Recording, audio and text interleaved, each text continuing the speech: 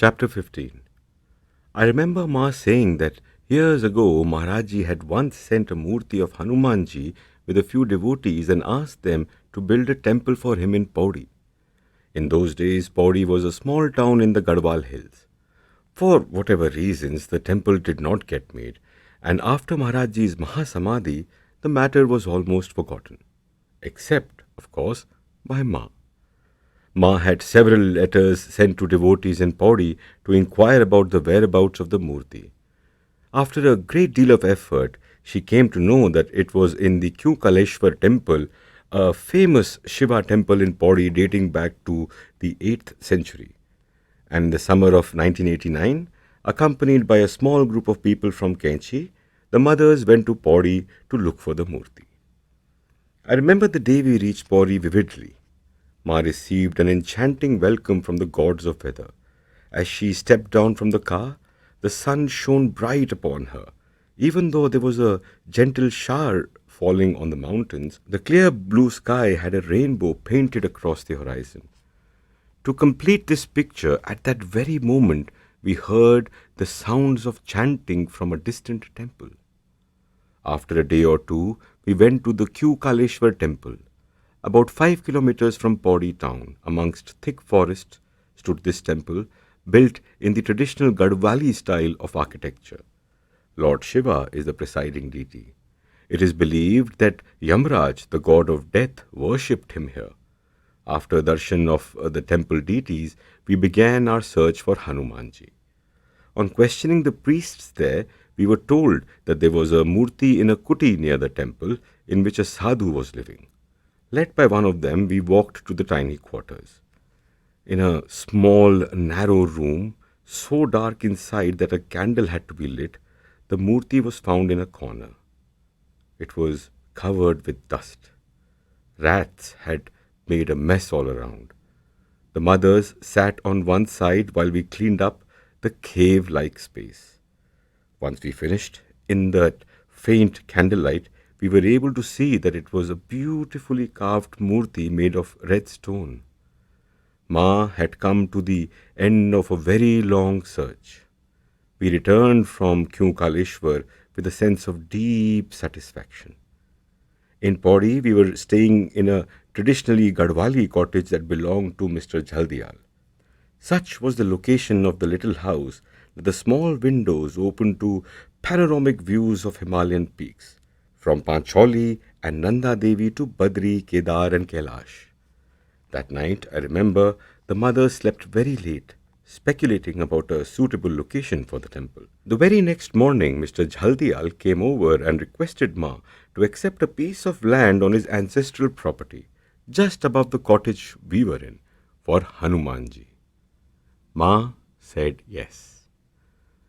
The temple came up in July 1992 and a bhandara was held in celebration. The Kenchi devotees had travelled up for the occasion and the local people participated in large numbers.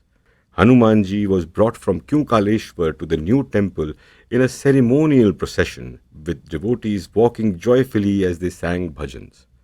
Once again, I witnessed how Ma fulfilled Maharajji's sankalp. After the temple was built, Ma would travel to Pauri every year. In time, Jaldialji had the cottage renovated for mothers, and I have some of the most endearing memories of our stays there. Above the little house was a reserved forest with a beautiful road running by its side. Perhaps the best part of our stay in Pauri were the long morning walks with Ma and Choti Mataji to not only see Ma amongst, repeat, to not only see Ma amidst the natural beauty of the mountains, free and unfettered by her commitments to the ashrams, but also to be with her in that time gave me a deeper perspective of her. In those days, the bridge to Devprayag was under construction, so there was no traffic on this route.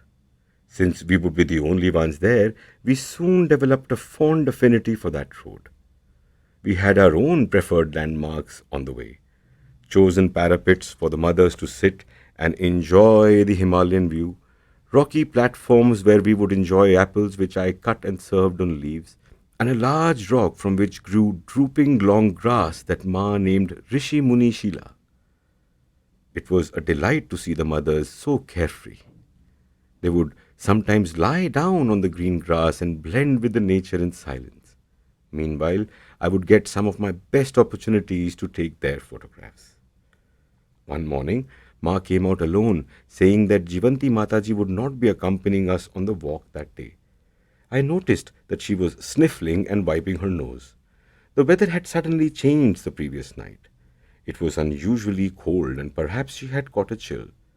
I tried to suggest that it was not the best weather for going out and maybe we should just stay in.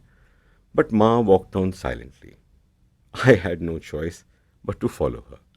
I was surprised when she suddenly asked me if I had been to Bubakhal. I told her that I had heard that Bubakhal was a small hamlet about 6 kilometers away, but I had no reason to visit the place. Ma, a habitual fast walker, picked up pace. Climbing up the hill, we reached the forest road. I kept up with her. We had barely walked for about 10 minutes when suddenly Ma stopped. Turning towards me, she said in a very casual way, तू ये मत कहना तूने कभी शेर नहीं देखा. Don't tell me you have never seen a tiger. She then held my hand in hers and pointed to a thick cluster of trees. In the dense forest, amid the foliage, was a huge tiger, its skin flamboyant orange with conspicuous black stripes. The tiger was at a distance of about 15 meters, and luckily its back was towards us.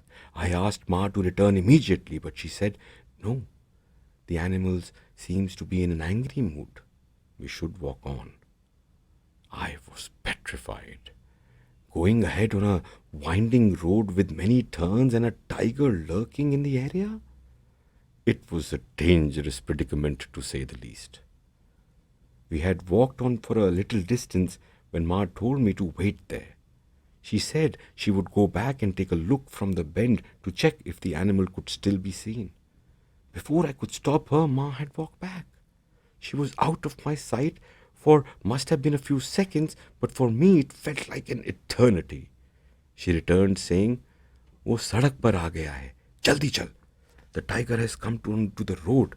Come, we must go quickly now." Ma grabbed me by my upper arm and almost as if dragging a stubborn child, she doubled her pace and we walked on. It seemed like an endless trek. We must have covered a few kilometers when we met a forest guard.